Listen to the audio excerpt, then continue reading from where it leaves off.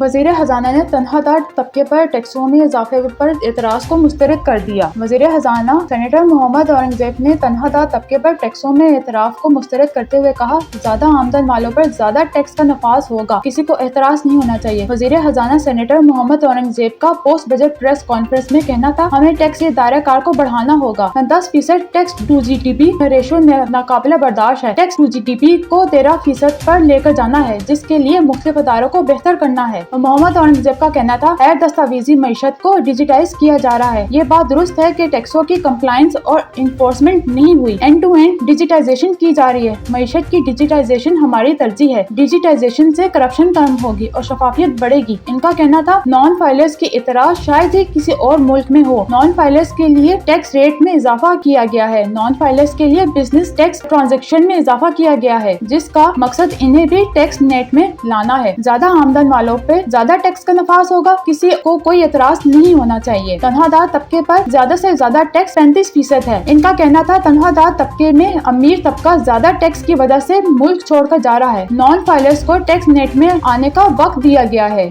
Digitisation کے بعد non filers سے ٹیکس بھی لیا جائے گا اور پوچھا بھی جائے گا۔